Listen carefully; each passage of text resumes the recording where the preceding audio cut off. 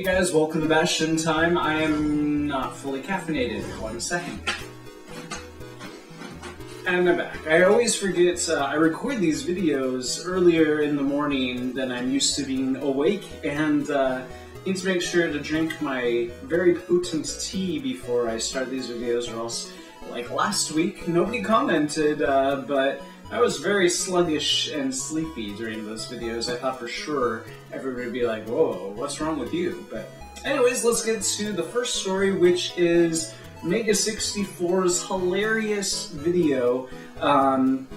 It's really basically from Nintendo. Mega64 created it, but they created it for Nintendo to announce what Nintendo's doing at E3, and it's pretty interesting stuff. Now, the video itself is hilarious and very amusing to watch, but I'm going to skip past all of that because I just want to get to the meat of the story, which is Nintendo's presence at E3 is going to be very unique and very different, even more so than last year, which was a very different approach. Of course, usually before last year, Nintendo, just like the other two big companies, would have each day would have a special presentation on stage to the media that would then be streamed online, and you'd be able to watch like a whole audience of people getting into it, and if they announce something amazing, the whole audience cheers or whatever. And they decided to completely do away with that last year. Last year, they basically did a Nintendo Direct, a pre-recorded thing that they then streamed. Nobody at E3, none of the media that was there last year. We had to watch it on our cell phones, basically, while we were waiting in line to get into the show floor. So, I mean, it was direct to the fans, which is really what E3 should be. E3, technically, the whole point of E3 is to show off all of the new games and technologies to the media, and then have the media report that to you guys, but it's kind of becoming obsolete in this day and age where you can just stream this stuff directly to your fans, or to the world at large.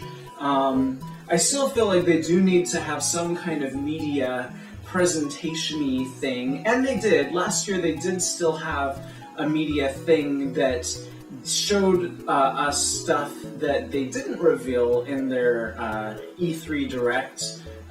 Things like Link Between Worlds, I believe that wasn't revealed in their E3 Direct and was revealed just to us, and then we were able to share that information with you guys.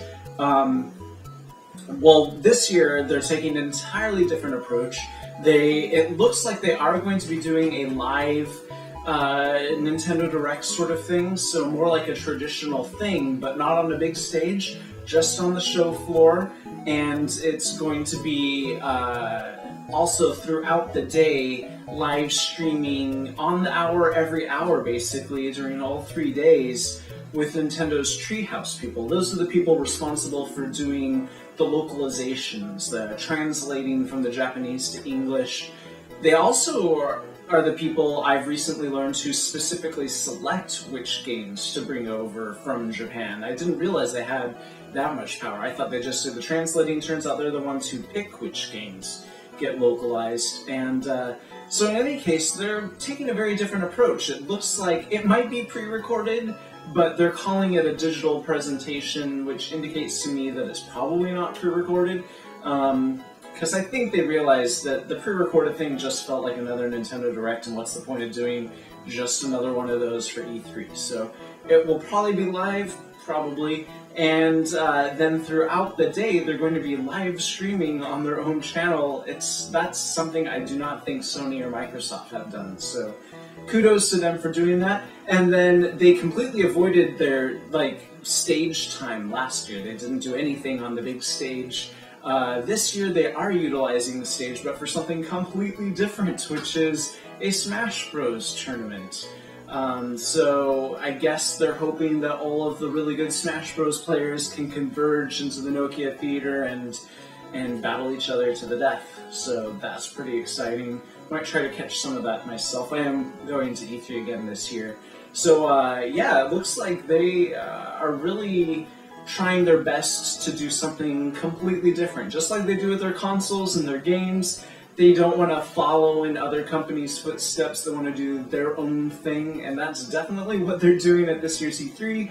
Whether it pans out or not, we'll have to wait and see. People were saying that last year's Nintendo's presence at last year's E3, they felt like was a little not interesting because they didn't have any kind of big live presentation. Hopefully they took that to heart, and that's really what's driving this new thing forward. But in any case, Mega 64 did a great job at sort of showcasing all of that information in a hilarious format. If you want to watch that video, there's a link for you down below. In any case, that's it for this episode of Nintendo News. See you guys tomorrow for more news. Bye, guys.